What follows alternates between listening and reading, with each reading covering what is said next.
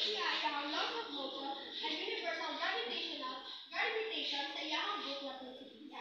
Nag-cover ang dito sa book ang different types of motion, which is the motion without resistance, motion through a medium, and celestial motion. Ang tatlo pa laws na nagkuhaan ni Newton is ang law of inertia, law of acceleration, and interaction. Nag-serve siya as fundamental principle na nag-support of many scientific theories. Before si Newton is si Johannes Kepler is nagamit siya of precise planetary data from Tycho Brahe para mag-develop ang Kepler's law of planetary motion na nag-describe kung paano nag-move ang planet around the sun. And 30 years later, si Newton is nag-provide siya of scientific explanation about natural law using his own laws of motion. Science pioneer. Si Isaac Newton is ipanganak siya January 4, 1642 sa Woolsthorpe, England. Nag-study siya sa Trinity College, Cambridge during the Scientific Revolution and nag-develop niya yung ideas of motion. During the Great Plague of 1665, ituloy niya yung research sa ilang bahana. And 1687 also, i-publish niya ang iyang book which ang title is ang Principia. Binadetail dito ang iyang laws of motion. And si Newton is magdako-dako po niya na-contribute sa optics and modern physics earning recognition as one of the greatest physicists before he passed away due to digestion problems. Law of inertia. Inertia relates to the tendency of an object to resist change in its state of motion. The law of inertia states that an object at rest tends to stay at rest, and an object in motion tends to stay in motion with constant velocity unless acted upon by a non-zero net force. The net force is the total force applied to an object. If the net force is zero, the forces acting on the object are balanced. Otherwise, the forces are unbalanced. So, Newton's first law of motion is also known as law of inertia. Hindi nga law is din siya originally kay Newton. It was originally Galileo's experiments and ideas. So, balinagad lang siya og iyang own ideas. Own ideas about this kind of law. So, ang law of inertia daw is that state that an object that Newton concluded that an object that stay at rest will remain at rest, and the object and an object that is in motion will stay in motion. Newton's first law, example sa Newton's first law is bola na nasa ground. So, ang ginagawa sa Newton, mag-add ka of force sa bola, like magsipaon mo ni siya, ay dapat mag-continue ni siya o roll lang. It should continue to roll. Pero, it should continue to roll without stopping. But at some point, stop na din yung bola. Kaya tungod sa friction.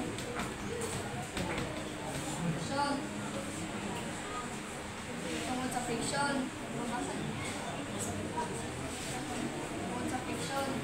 Ang friction is mo ni siya two objects moving at the same time. Kaya while ang bola gatuyong, garab siya sa ground. Kung mag-stop siya little by little. O ang second is ang gravity. So, ang gravity is ginapastop sa niyang bola ang forces, hindi na ito makita. Stop ang bola.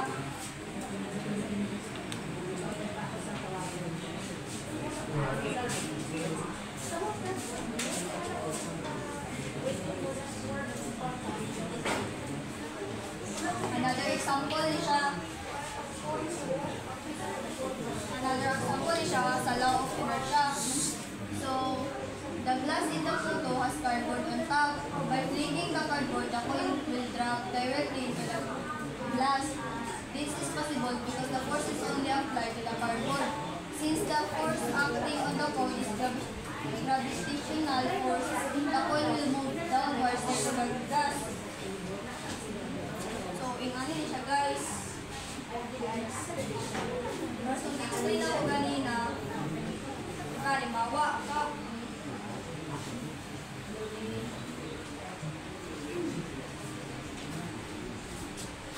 Bawa kap ni siya. Kapag cardboard. Cardboard na siya, cardboard. Then, ay coin dari sa taas. Coin. Pag dari lang ka sa cardboard bago sa pag-add of force, pa yung cardboard dere, pero ang coin, mo-drop lang siya ang coin. Muna siya ang example sa law of inertia. Kay bali, kay tungod, ang force na imong gibutang isa cardboard lang, kung mawala ni siya ang lupad o ang coin, direct siya o sulod sa glass because sa gravitational force. So, that's all. Thank you.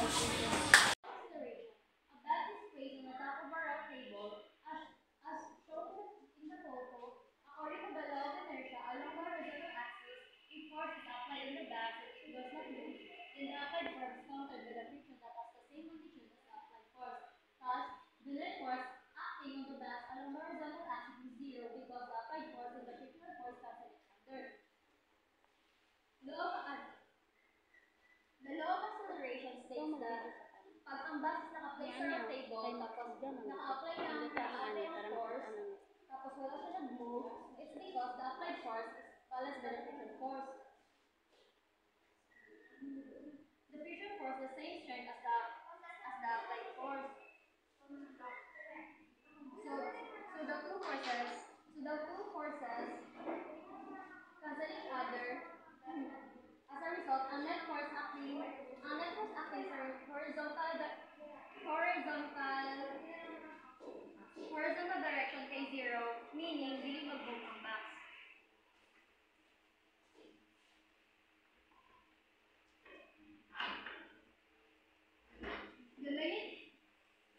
The magnitude of the applied and frictional forces determine whether the box moves or not and how much it will accelerate along the horizontal axis. The normal force and the gravitational force do not affect motion along the horizontal axis since they are acting along the vertical axis. So, kapag itulak mo ang box, two main forces affect its movement. Ang applied force, which is the force used to push the box, and the frictional force, which resists the box movement. Muli ang box, ang applied force is mas kusog kaysa sa friction. Kung mas kusog ang friction, dili mo lintok ang box. And kung magkapareho ang mga forces, ang box will either mag-stay still siya or mag-move siya at constant speed.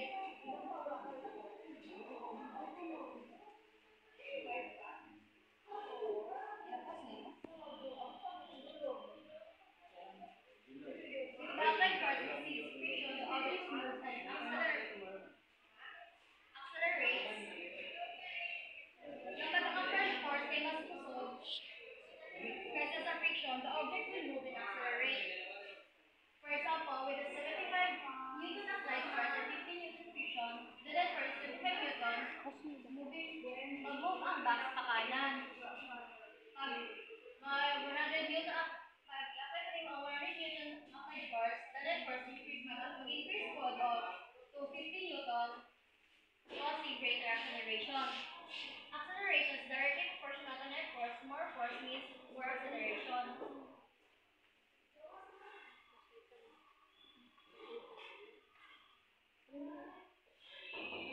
Mass also affects acceleration. For example, a truck receives motion changes more than a bicycle because of its greater mass. Under the same force, the bicycle accelerates auxiliaries more. This shows that acceleration is inversely proportional to mass.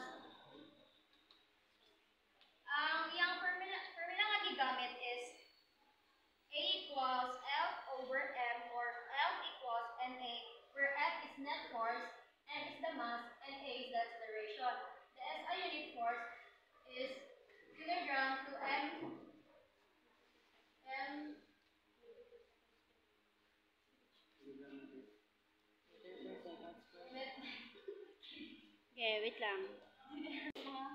The unit force is kilogram to m meter. The unit force is kilogram meter squared or Newton m. Here's the magic of flying bell. Before we go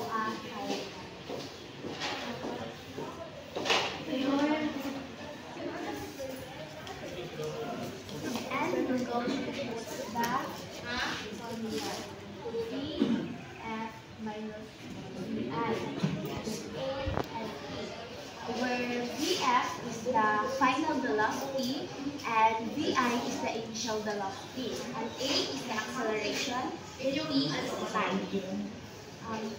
When we're going to find acceleration, lalabas natin ang letter A dito. Equals to, ang matitira, ang VF minus VI, kung nasa baba is time. So, ito ang signal natin kung nasa taas, kung ano siya. So, it is a division. Then, that's the Tangalay ba? Ganito. I over T. So, muna ang formula sa acceleration. When you say or when you find the T is it also, so labas natin yung letter T. So, tingnan naman natin ito. So, it is also a division.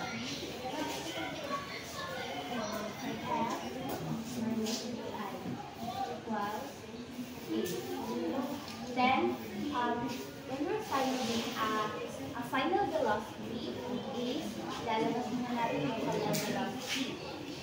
VF minus VI equals to, so kapag wala itong final velocity, initial velocity, so ang matitira ang acceleration time. So, itong nasa gitna is magiging multiplication. So, A times F. Ganyan siya. Pero sa rules sa mathematics, pag nasa equals, is dapat i-transpose natin siya para ito na lang matitira. So, minus, so negative. Magiging positive siya. So, magiging positive V sub I. Then, the final formula is VF is equals to 3T plus VI. So, dito yung makukuha ang mga formula sa acceleration. So, we're going to solve the example. So, ang F or ang net force is 200 N. Then the VI or ang initial velocity is 0 meter per second. Why? Because it's from rest to velocity of 40 meters. So, ang atong final velocity is 40 meters per second squared. Pero namali lang ang butang dali sa BPT. So, kay 240. So, atong time is 10 seconds. So, ang solution, so ito ang gamitin natin ng formula. 40 meters per second minus 0 meter per second. Then, 10x. And then, minus ang 40 sa 0, so also 40. And then, 30. Then, i-divide siya. So, 4 meter per second squared. Ay, iwa na sila. Rest. Meter squared. So, maula po na ito karoon ang mass. So, ang mass is M equals to M over A. Net force. So, maula yung formula kung magkuha ng mass. Net force is 200 N. Then our acceleration of 40 meters per second squared.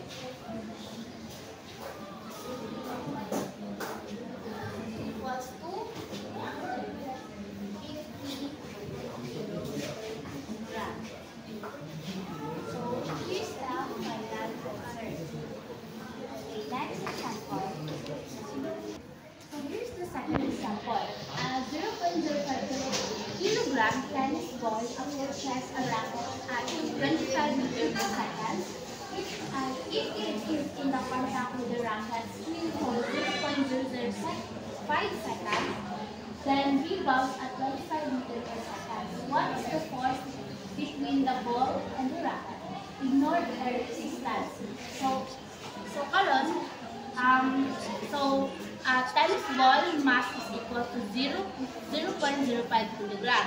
It is moving towards a racket at 25 meters per second. Then the ball rebounds at 25 meters per second in the opposite direction. The time of contact with the racket is 0.005 seconds. We need to find force exerted racket at the ball. So karon is ganito na to ang formula sa acceleration.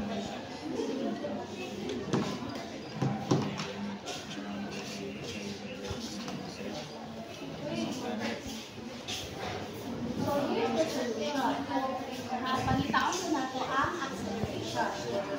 A equals to 3 minus 3i equals to 9. So our final velocity is 25 meters per second.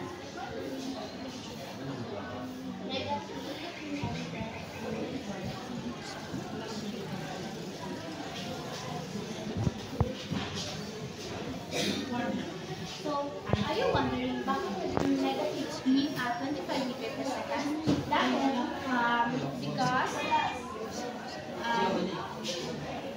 it indicates that the acceleration is in the opposite direction. So, since it's rebound in the opposite direction, we take it as negative. Kaya naging negative siya. So, negative 25 minus 25 is negative 8. Why? Kasi rules ng math, negative, it equal change into addition.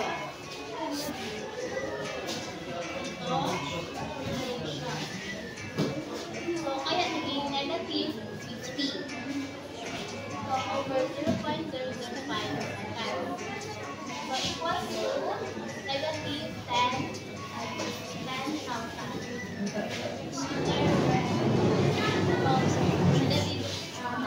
Negative 10,000 meters per second, and then the net force is MA. So, times na nato ang net force, F net equals to MA. 5 kilograms times negative 10,000 meters and negative 500 M. So this is the final answer. Thank you. 1,000 kilograms weight to the right along the straight highway. A driving force of 90,000 newtons accelerate the car. The brake is in the same direction at 1.5 millimeters per second. Assuming that 1/3 of local friction is acting on the brake and 2/3 on the car, determine friction and tension of the road. So, determine din nato ang friction and the tension sa road. So, ang given wala itong given na. Huwag na ito ako na. Solution, given na.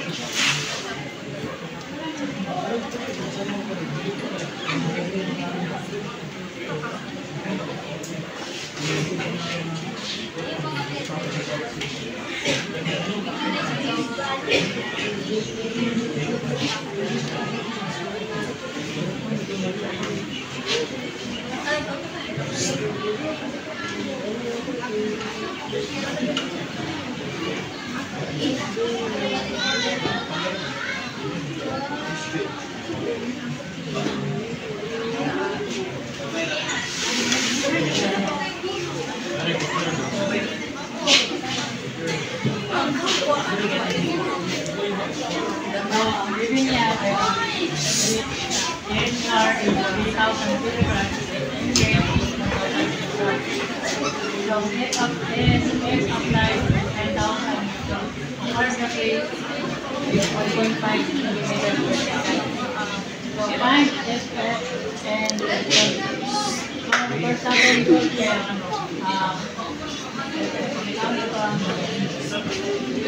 section.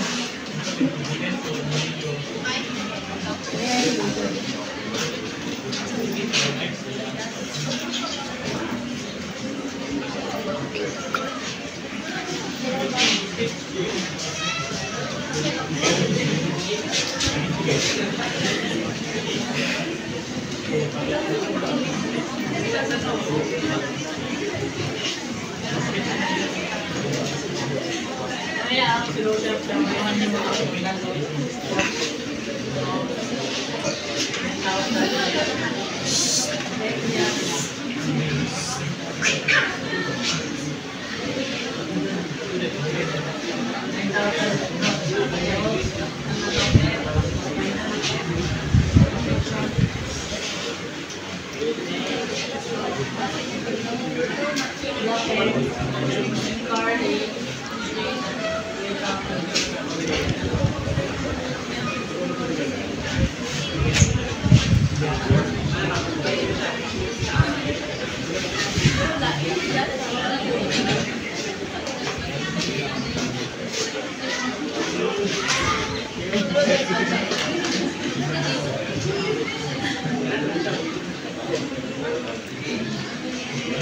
ang unang grade at sa ang 1,000 kilograms sa 3,000 kilograms.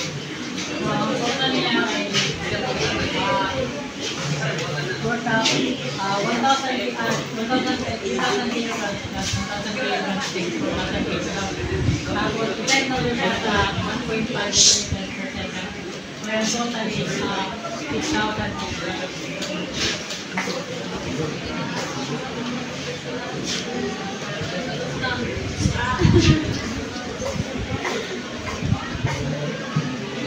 So, i-measure na ito ang 8,000 meters.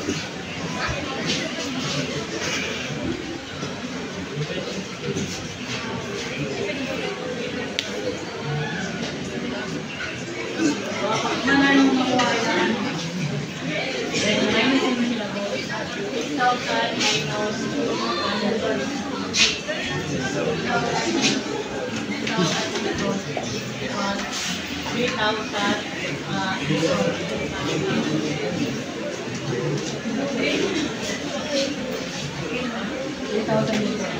So, ang yung friction daw ay total of ay newton kaya yung oras ay 6,000 liters. So, minus na ito ang 6,000 liters na 3,000 liters. So, iba yung friction niya ay 3,000 liters. So, na negative friction is so, ang friction niya ay nagkakaroon siya pa ulit. Para natin ang so, para natin mag-motor ang friction. So, kaya mo bakit mo?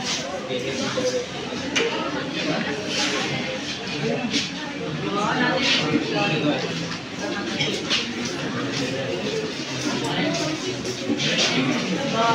sa kasi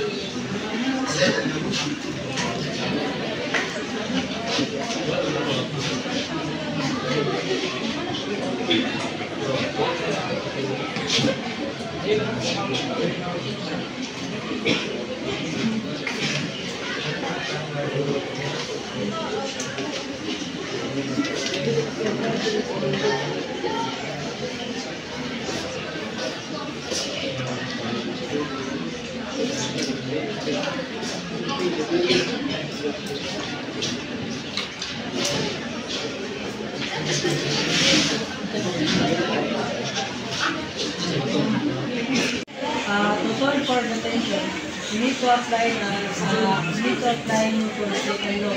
Bracket equal to the rate is 1,000 kilograms. Ito man to.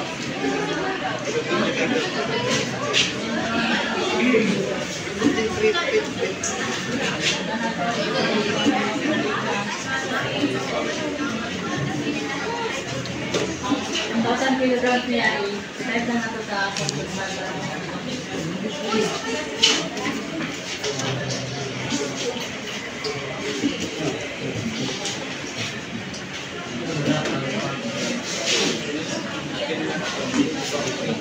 Wait, lang sa to 1,000 kilograms na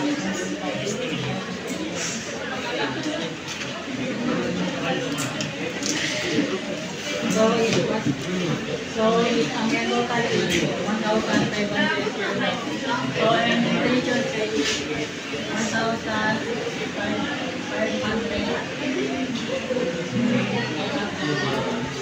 So, nakuha na nato ang total sa friction. Total sa friction niya ay 3,000 Angstrom. So, ang tension niya ay 1,000 kilograms.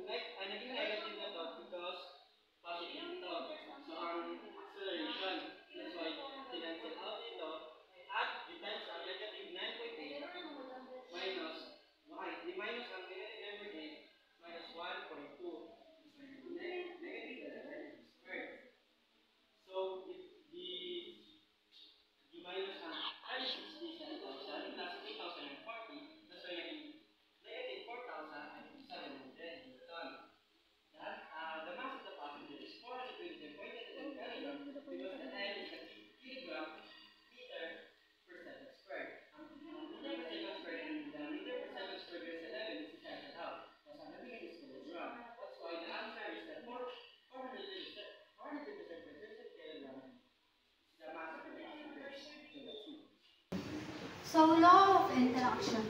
Let's answer this question. What will happen if a girl pushes a wall while wearing roller skates? Would she move away from the wall? If so, what accounts for her motion? Yes, the girl will move away from the wall. The reason for her motion is the application of Third's law of motion, which states that for every action there's an equal and opposite reaction. In these cases, the girl pushes the wall with her roller skates. The wall, being a solid object, pushes back on the girl with an equal opposite and opposite reaction. As a result, the girl moves away from the wall. Newton's third law states that for every action there's an equal and opposite reaction. These forces act in pairs on different objects, so they do not cancel each other out.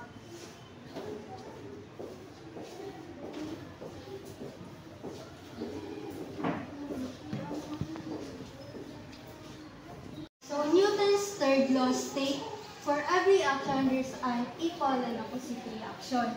These forces act in pairs on different objects, so they do not cancel each other out. This means when the one object exerts a force on another, and the second object exerts a force with an equal and opposite but equal magnitude but in the opposite direction. These forces always act in pair but act in opposite direction object. So, for example, when you push against a wall, the wall pushes back with the same force. So, when you're pushing against the wall, you are exerting a force from the wall.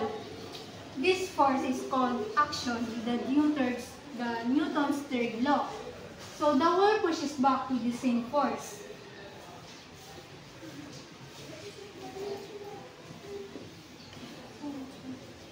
In response to her push, the wall exerts equal and opposite force on which is the reaction. This force causes you to feel resistance and pressure when pushing against the wall.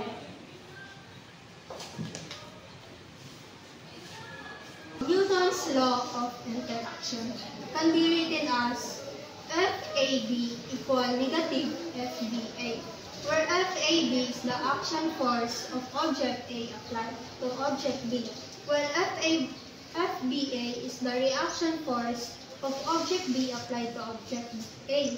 The negative sign indicates the opposite direction of the two forces.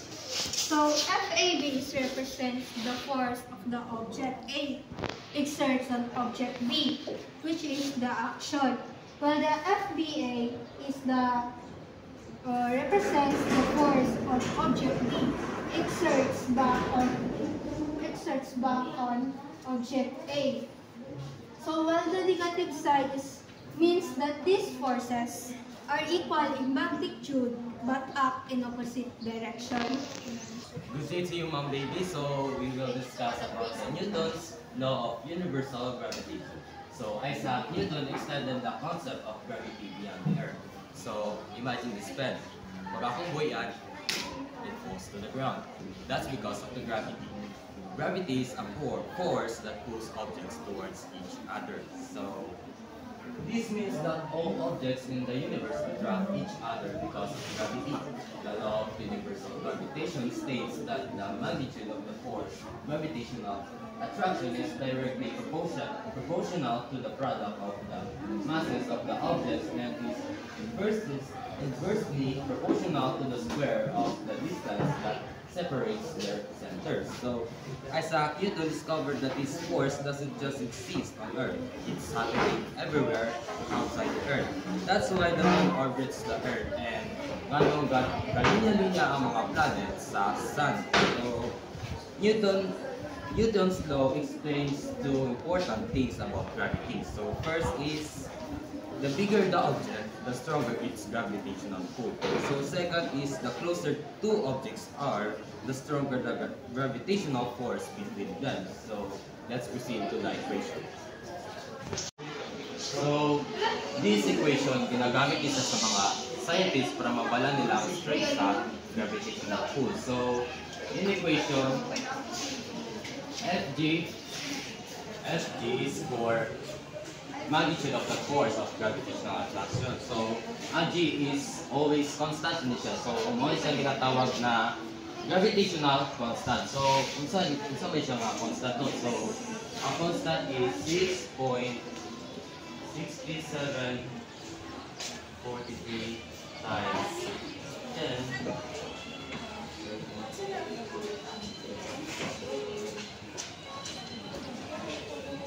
So, mo ni siya always constant din siya sa pag-solve sa kanina equation. So, next is the M1 and M2. So, mo ni siya ang mass sa duha ka object. So, first is M1 is mo ni siya ang mass sa first object. Second is the mass of the second object. So, next is the D. What is the D? So, mo ni siya ang distance between sa duha ka object and square. So again, kanina equation is ginagamit niya sa mga scientists to know the strength of the gravitational force. The magnitude force of gravitational attraction is directly proportional to the two interacting masses.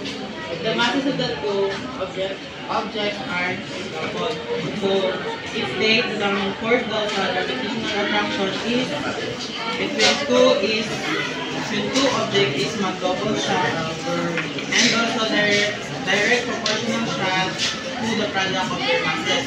So the magnitude of the force of gravitational attraction, it is refers to the stress gravitational pull between the two objects.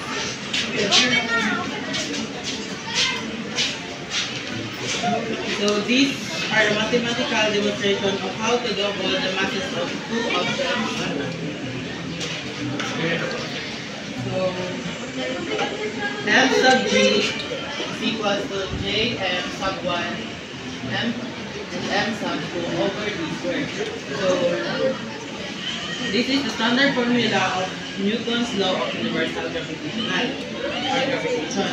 So F sub G is represent the gravitational force, then G is represent the gravitational constant, and M sub 1 and M sub 2 it is represent the masses of the two objects. Then D squared it is represent the squared of distance between the two objects. So M sub G is equal to J times 2M sub 1 times 2M sub 2 over D squared equals to 4J sub 1 and M sub 2 over D squared equals to 4F sub 3. So this equation shows what happens if we double the both masses before or multiply each other.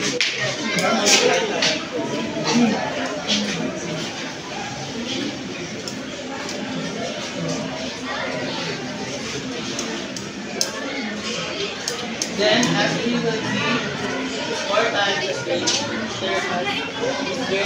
as either of the masses is doubled.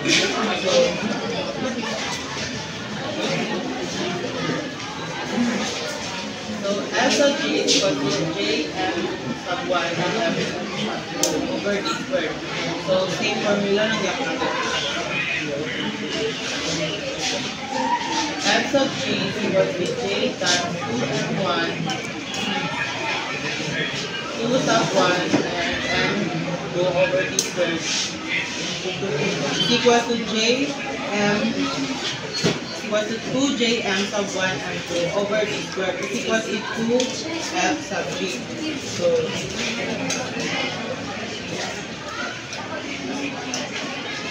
this equation shows what happens if only one masses or m sub 1 is mag-double.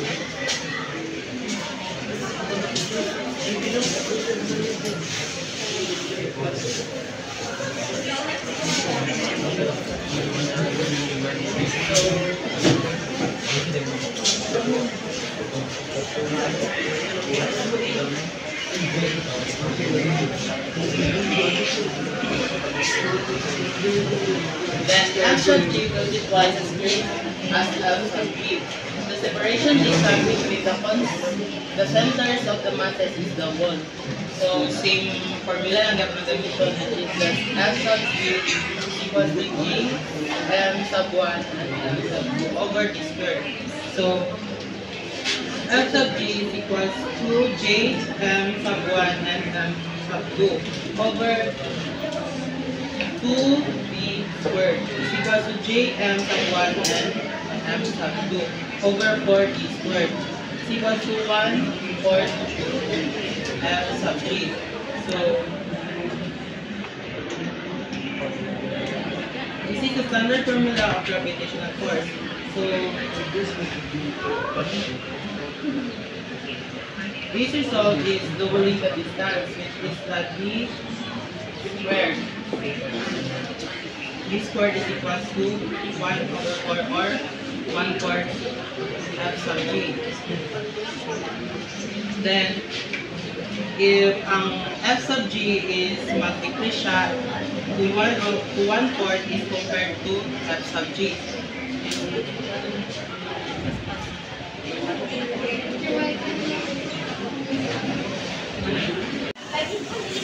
The magnitude of G. So what is G? The symbol G represents acceleration due to gravity. Many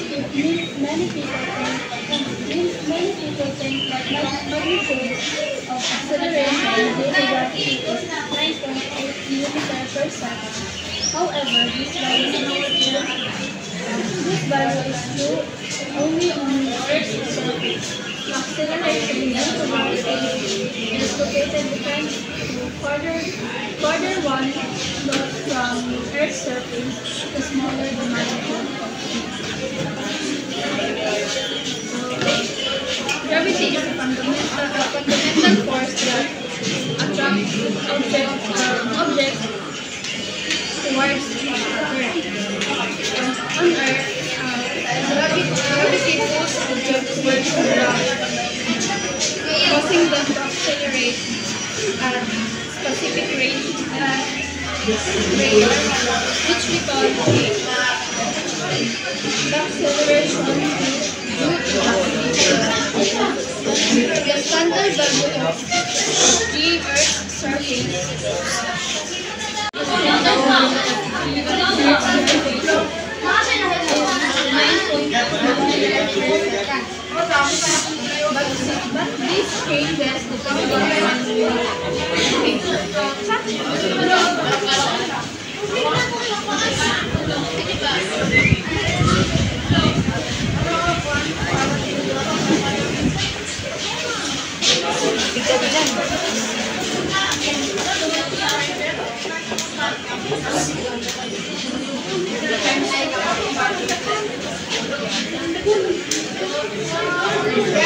one way to compute for the magnitude of the Earth's surface is to use Newton's second law of motion and law of universal gravity. For falling objects, the equation of the law of acceleration is F equals ma times W equals mj. Gravity is responsible for making objects fall, keeping the ball in orbit around the Earth and keeping planets in orbit around the Sun.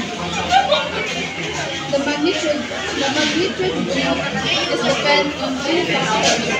First is the mass of planet or object exerting the gravitational force, Earth, Moon, or another object.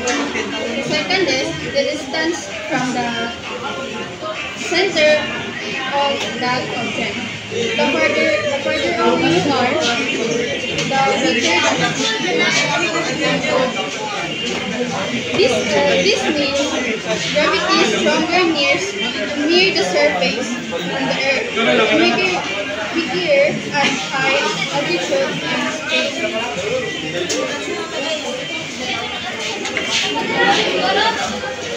To find G, we use two important physics laws. The first is Newton's second law of motion. This statement that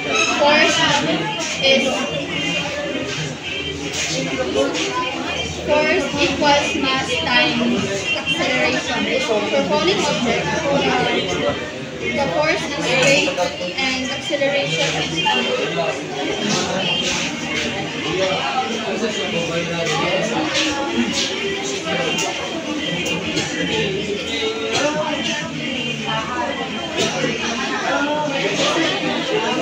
The second is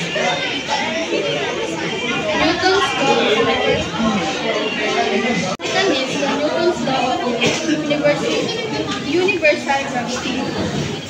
This law describes the gravitational force between two objects, which is where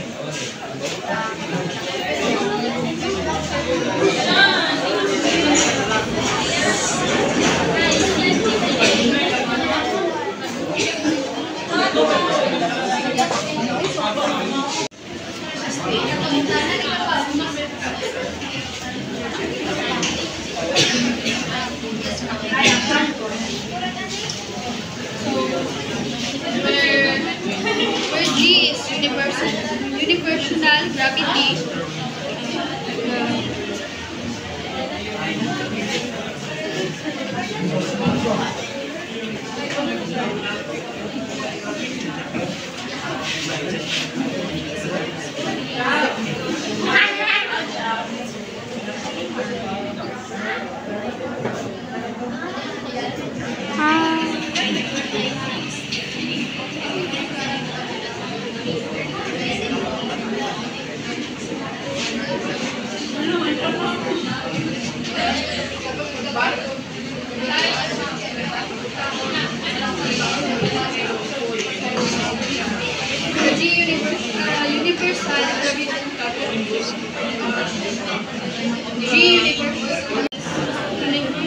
Universal gravitation is 6.624 times 10 raised to 11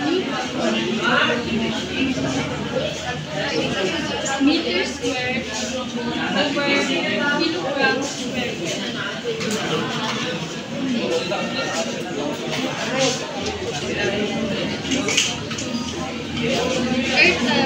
Mass of Earth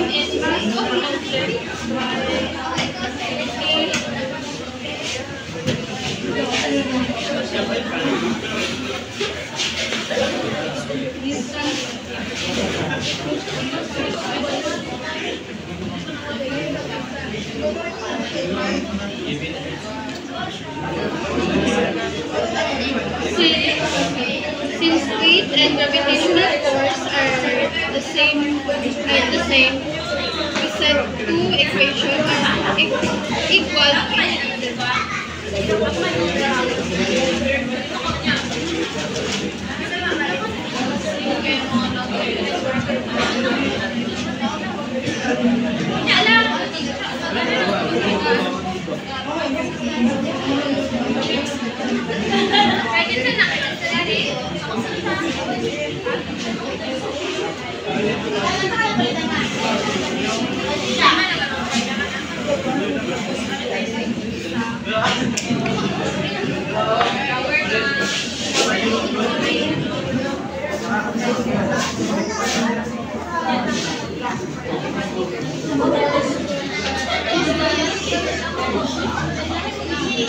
each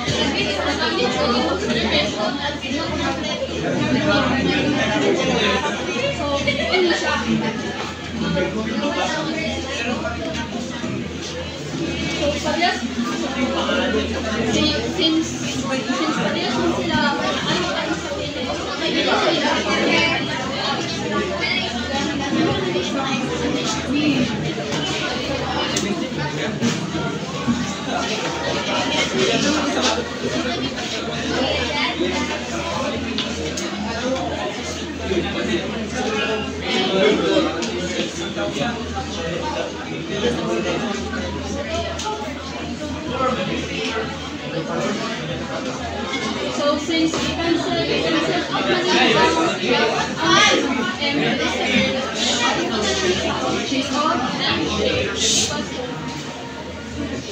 equals to F sub G over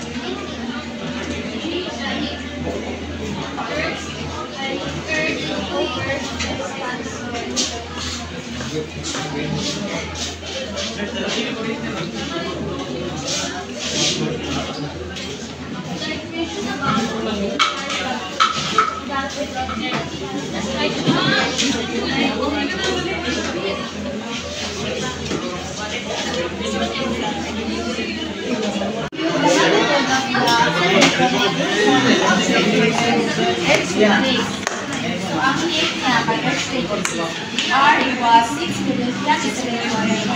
So, ang hit niya kay Erin.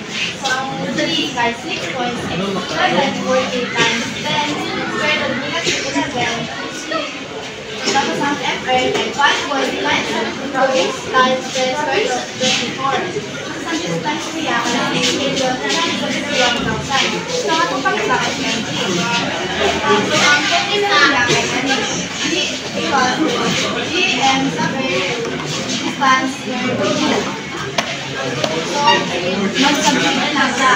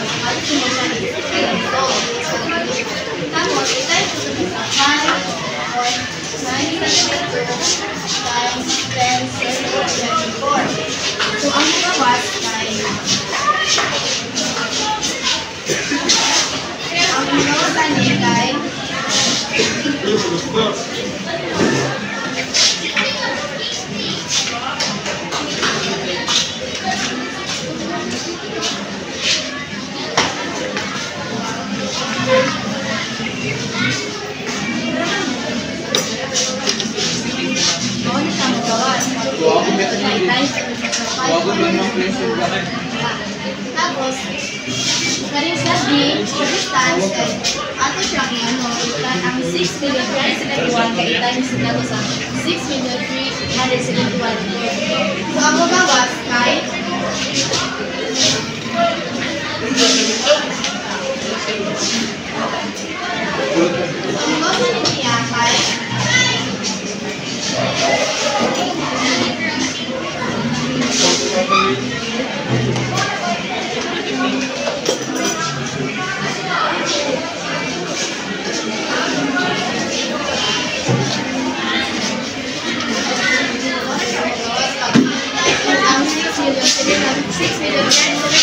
times na to sa 6,371,000.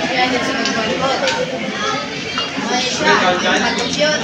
Tapos, nato siya i-divide. Ang ito, 398,589 plus 405,89641. Nato siya i-divide. Ang mugawag kay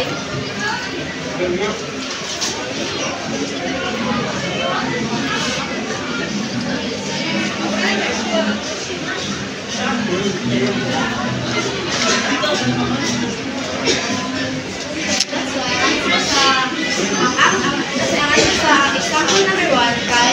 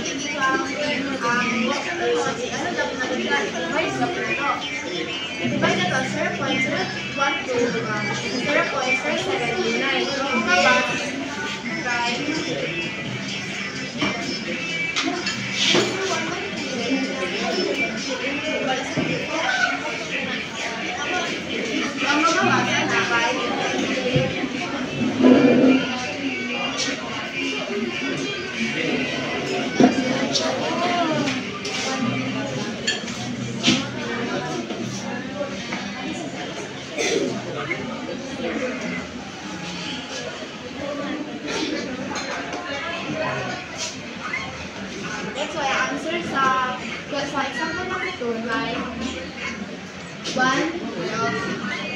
1.6 This